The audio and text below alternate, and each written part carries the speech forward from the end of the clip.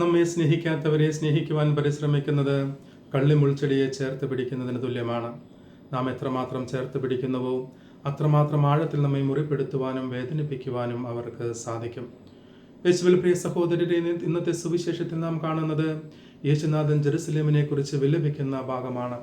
യേശുനാഥൻ പറയുന്നു, Jerusalem Jerusalem, നീ പ്രവാചകന്മാരെ കൊല്ലുകയും നിന്നിലേക്ക് വരുന്നവരെ കല്ലെറിയുകയും ചെയ്യുന്നവളെ, പിടക്കോഴി കുഞ്ഞുങ്ങളെ എന്ന പോലെ എത്രമാത്രം ഞാൻ നിന്നെ ചേർത്ത് നിർത്തുവാൻ ആഗ്രഹിച്ചു, എന്നാൽ നിങ്ങൾ സമ്മതിച്ചില്ല. ദൈവത്തിൻ്റെ ആത്മാർത്ഥമായ സ്നേഹം തിരിച്ചറിയാതെ ദൈവത്തെ ധിക്കരിച്ചുകൊണ്ട്, ദൈവത്തോട് അനുസരണക്കേട് കാണിച്ചുകൊണ്ട് ദൈവത്തെ വേദനിപ്പിക്കുന്ന ഇസ്രായേൽ ജനതയുടെ യഥാർത്ഥ മനോഭാവമാണ് ഇന്നത്തെ സുവിശേഷത്തിൽ യേശുനാഥൻ നമുക്ക് വെളിപ്പെടുത്തുന്നത്. ജെറമ്യാ പ്രവാചകന്റെ പുസ്തകം 31-ാം അധ്യായം 3-ാം വാക്യത്തിൽ ദൈവം പറയുന്നു, എനിക്ക് നിന്നോടുള്ള സ്നേഹം അനന്തമാണ്.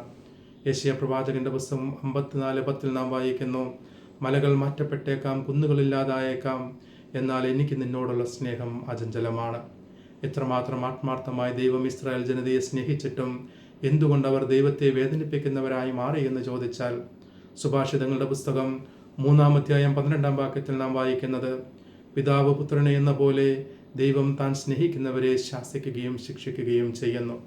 ആ ശാസന ശിക്ഷണം നന്മയ്ക്കാണ് എന്ന ബോധ്യമില്ലാതെ, അതവരുടെ സ്വാതന്ത്ര്യത്തെ ഹനിക്കുന്നു എന്ന ബോധ്യത്തോടുകൂടെ ആ ശാസനയും ശിക്ഷണവും സ്വീകരിക്കുവാൻ ഇഷ്ടപ്പെടാതെ ദൈവത്തെ ധിക്കരിച്ചുകൊണ്ടാണ് അവർ ദൈവത്തെ വേദനിപ്പിക്കുന്നവരായി മാറിയത്.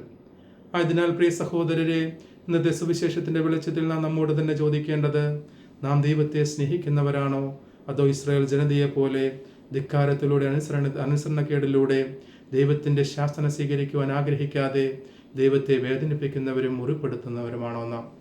പലപ്പോഴും നാം നമ്മുടെ ജീവിതത്തിൽ നമ്മുടെ തെറ്റുകൾ ചൂണ്ടിക്കാണിക്കുന്നവരെ വെറുക്കുന്നതും നമ്മുടെ തെറ്റുകൾ നമ്മോട് കൂടെയുള്ളവരെ നാം സ്നേഹിക്കുന്നതുമെല്ലാം ആ ഇസ്രായേൽ ജനതയുടെ മനോഭാവം നമ്മുടെ ജീവിതത്തിലും ഉള്ളതുകൊണ്ടാണ്. അതിനാൽ പ്രിയ സഹോദരരെ, ഇന്നത്തെ സുവിശേഷത്തിന്റെ വെളിച്ചത്തിൽ നാം മനസ്സിലാക്കേണ്ടത്, നാം ദൈവത്തെ സ്നേഹിക്കുന്നവരായി മാറുന്നത് ദൈവത്തിന്റെ ശാസനയും ശിക്ഷണവും സ്വീകരിച്ച് ദൈവം ആഗ്രഹിക്കുന്ന പോലെ ജീവിക്കുമ്പോഴാണ് എന്ന ബോധ്യത്തോടുകൂടെ അപ്രകാരം ജീവിക്കുവാനായി നമുക്ക് ആത്മാർത്ഥമായി പരിശ്രമിക്കാം. വെളിപാടിന്റെ പുസ്തകം 3-ാം അധ്യായം 19-ാം വാക്യത്തിൽ നാം വായിക്കുന്നത്, ഞാൻ സ്നേഹിക്കുന്നവരെ ശാസിക്കുകയും ശിക്ഷിക്കുകയും ചെയ്യുന്നു, ആയതിനാൽ തീഷ്ണതയുള്ളവരായിരിക്കുക, അനുദപിക്കുക.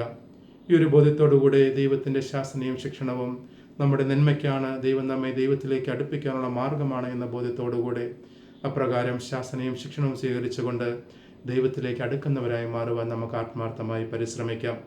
ജെറമ്യാ പ്രവാചകന്റെ പുസ്തകം 15:19 നാം വായിക്കുന്നത്, നീ തിരിച്ചു വന്നാൽ ഞാൻ നിന്നെ എൻ്റെ സന്നിധിയിൽ പുനഃസ്ഥാപിക്കും. ഈ ഒരു ബോധ്യത്തോടുകൂടി ദൈവത്തെ ആത്മാർത്ഥമായി സ്നേഹിക്കുന്നവരായി നമുക്ക് മാറാം. ദൈവം നമ്മെ എല്ലാവരെയും സമൃദ്ധമായി അനുഗ്രഹിക്കട്ടെ. നാം എല്ലാ ദിവസവും ചെയ്യുന്നത് പോലെ ഒരു അധ്യായം വചനം വായിച്ചുകൊണ്ട് ശുശ്രൂഷയിൽ പങ്കെടുക്കുക. രണ്ടാമതായി, ജീവിത വിശുദ്ധിയിൽ ഒരു കോംപ്രമൈസും ഇല്ലാതെ വിശുദ്ധിയിൽ ജീവിക്കാനുള്ള ആഗ്രഹത്തോടെ ഈ ജീവിതം മുന്നോട്ട് പോകാൻ നമുക്ക് പരിശ്രമിക്കാം.